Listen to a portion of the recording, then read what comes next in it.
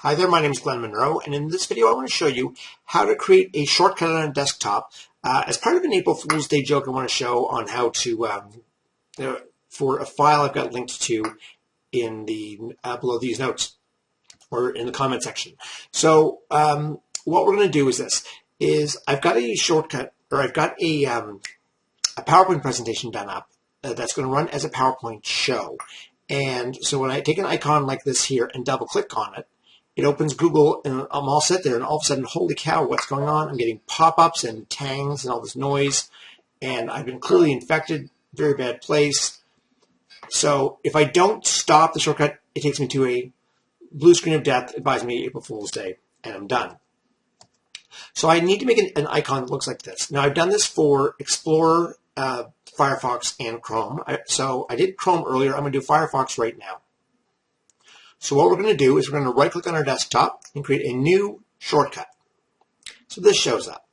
And immediately, as soon as you get this shows up, it brings up what file. Well, I've got the files on my desktop, so I'm just going to browse to them, to my desktop. There we go. I just got to navigate to them. And this one's going to the big Firefox V for virus. And it's a PowerPoint show, not a PowerPoint presentation, because shows start right away. So I hit OK here, and it's going to link there to that. I hit Next. What do I want to call this? I want to call this Firefox. And I hit Finish.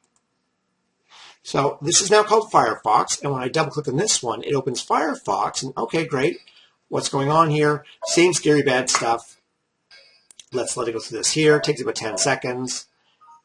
I added another warning screen after this of Firefox threats, and then right into the April Fool's Day note. So we've got that. All right, so the link now works perfectly. Now what I need to do is change the icon. Now in the notes below, I also have a link to the Firefox icon. So I'm going to right-click here, go to Properties, and then I'm going to change my icon, and this shows up. Now, if I was changing to Internet Explorer, I would just go here and go find the big E, which is over here somewhere, and click on that and hit OK. And then when I apply this, it may or may not apply the E. I find it never does the first time. It always gives me another icon first, so that's okay. I'll go back to Properties again, change my icon again, but I don't want the Internet, actually, let me do the Internet Explorer. Here I hit OK and Apply, and now it's Internet Explorer. But I don't want the Explorer one, I want the Firefox one. So I would have downloaded that prior. I go to Properties, change my icon. I'm going to browse to where I put that one. And I put that in my Pictures file under, there's my Chrome, there's my Firefox. Okay. And I hit OK, Apply, OK. There we go. So I find it takes 2 times for it to click, but there I've got an icon now. Looks like Firefox. If I double click on that, it runs my presentation as I expected. Now, if somebody has the presentation running, they get all panicky. They can hit Alt F4, which will close the active window. So Alt F4 closes the window, or Escape stops the presentation. So they can escape out. I can't block that. They can, not without programming anyway.